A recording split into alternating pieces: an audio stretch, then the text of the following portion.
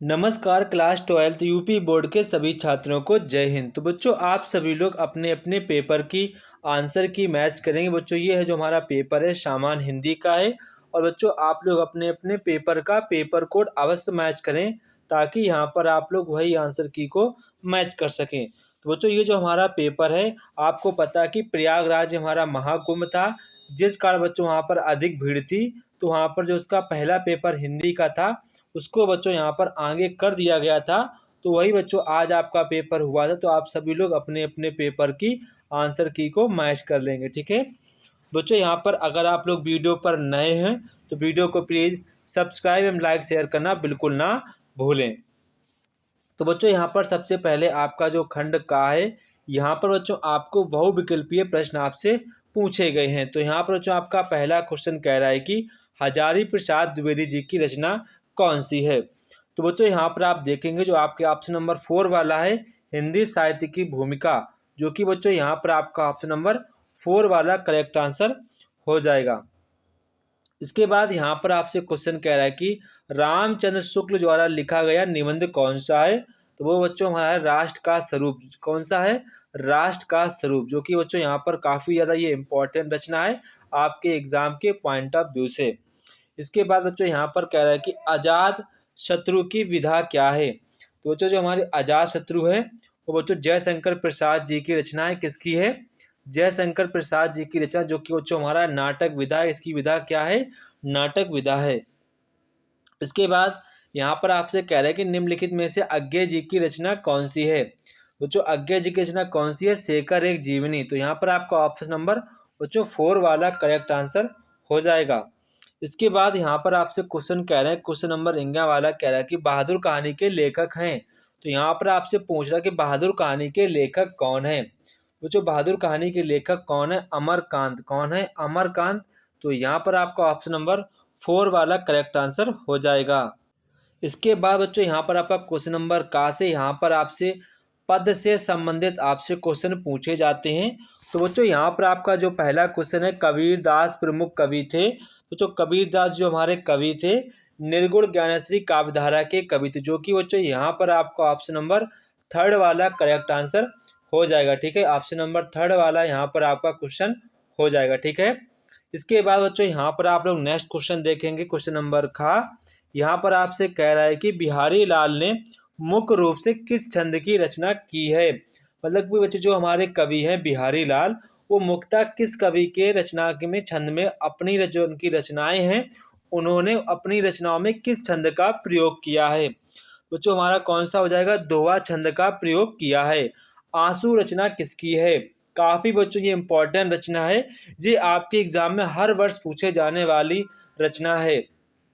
तो यहाँ पर आपसे कह रहे हैं कि आंसू किसकी रचना है। तो जो वो हमारी है जयशंकर प्रसाद जी की सबसे ज़्यादा मोस्ट इम्पॉर्टेंट रचना है।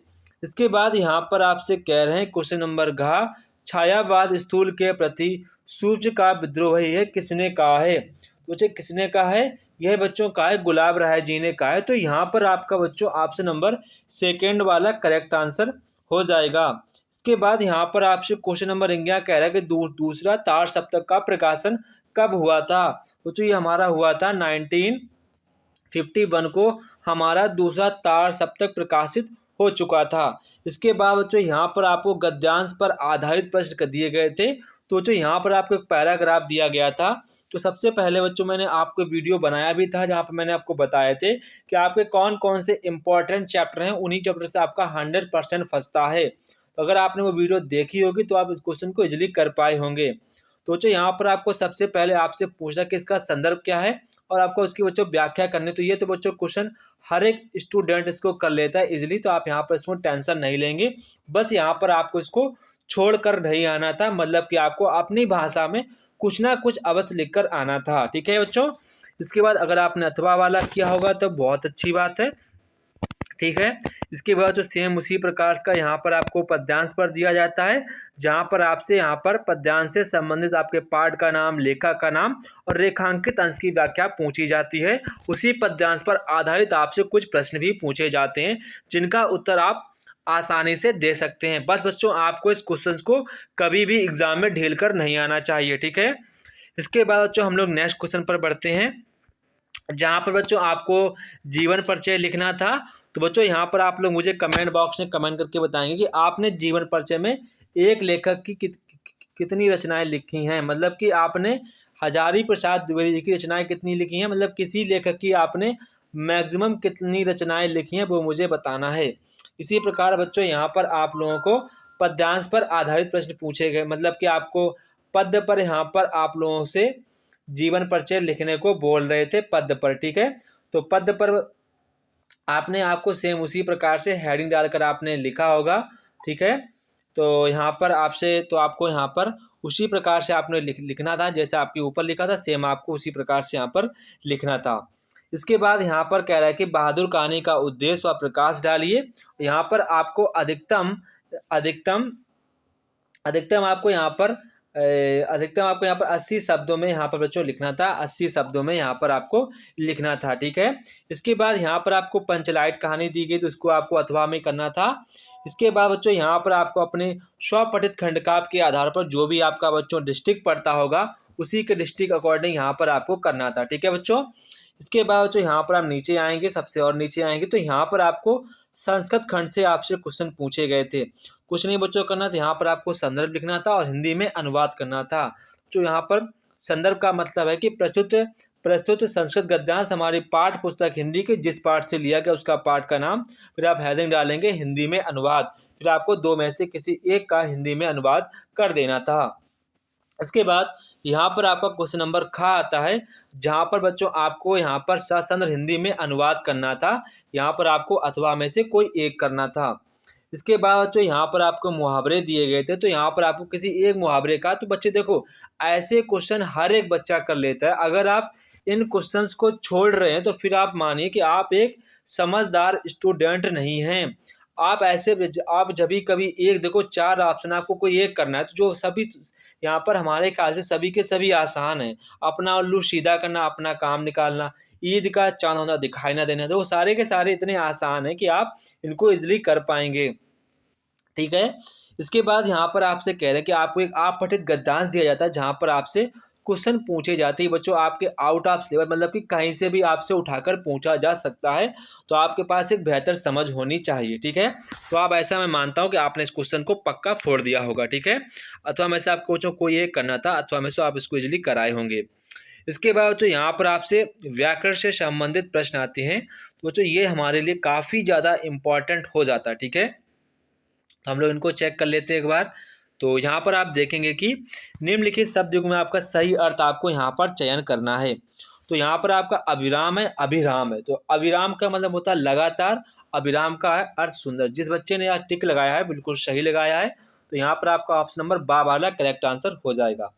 इसके बाद यहाँ पर आपका अवलंब है, अभिलंब है। ठीक है, तो जो अवलंब का मतलब होता है सारा और उसका सीख, तो जिस बच्चे ने टिक लगाया है बिल्कुल सही टिक लगाया है, तो बच्चा पढ़ने में काफ़ी ज़्यादा होशियार है। आपको बस बच्चों मुझे कमेंट बॉक्स में कमेंट करके बताना है कि पेपर का लेवल कैसा था, ये मुझे जरूर बताना, ताकि मैं बच्चों हर एक डिस्ट्रिक्ट के पेपर का एनालिसिस करता हूँ, ताकि यहाँ पर मुझे पता चल सके कि किस डिस्ट्रिक्ट का पेपर का लेवल कैसा था, ताकि आप पता चल सके कि या इस डिस्ट्रिक्ट का पेपर हार्ड था, इसका था हार्ड था। तो ऐसे आप मुझे कमेंट बॉक्स में कमेंट करके बताएंगे कि सर किस ये पेपर का लेवल कैसा था। इसके बाद बच्चों यहाँ पर आपको किसी एक शब्द का यहाँ पर आपको दो अर्थ लिखने, तो बच्चों सबसे आसान हो जाएगा मधु। मधु मीन्स क्या होता है, शहद होता है, क्या होता है, शहद होता है, और मधु में होता है मिठास, क्या होता है, मिठास। तो ये आप यहाँ पर से किसी को एक कर सकते हैं। ठीक है, अंश में से होता है, अंश माने होता है हिस्सा, एक अंश में होता है, अंश में से होता है किनारा, किनारा या हिस्सा। ठीक है, इसके बाद यहाँ पर कह रहा है जिसका कभी अंत ना हो बिल्कुल अनंत, बिल्कुल सही टिक लगा है। जानने की इच्छा रखने वाला जिज्ञासु, क्या होता है, जिज्ञासु, तो ये भी आपका सही है। इसके बाद यहाँ पर आपसे कह रहे हैं कि किन्हीं दो शब्दों को, किन्हीं दो वाक्यों को शुद्ध करके लिखना है।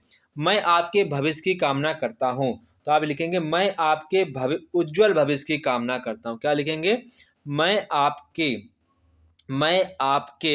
उज्जवल भविष्य की कामना करता हूँ। ठीक है, यह बिल्कुल आपका सही लिखा है।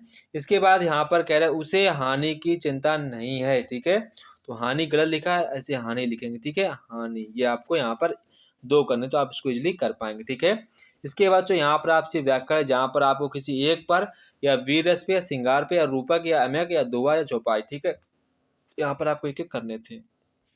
इसके बाद यहाँ पर आपको 13 वाले में आपको दो में से कोई एक करना था। इसके बच्चों मोस्ट इम्पॉर्टेंट क्वेश्चन आपका निबंध, क्योंकि सबसे ज़्यादा मार्क्स का हमारा यही क्वेश्चन होता है। तो बच्चों आप मुझे कमेंट बॉक्स में कमेंट करके बताएंगे कि आपने निबंध कितने पेज का लिखा है। कितने पेज का निबंध लिखा आप लोग मुझे कमेंट बॉक्स में कमेंट करके बताएंगे, और क्या आपने निबंध को हेडिंग बनाकर लिखा है कि नहीं लिखा है, ये भी मुझे कमेंट बॉक्स में कमेंट करके बताएंगे। अगर बच्चों आपका अदर कोई डाउट हो तो जो आप मुझसे कमेंट बॉक्स में कमेंट करके पूछ सकते हैं। जय हिंद बच्चों, फिर मिलते हैं अपने नेक्स्ट वीडियो में।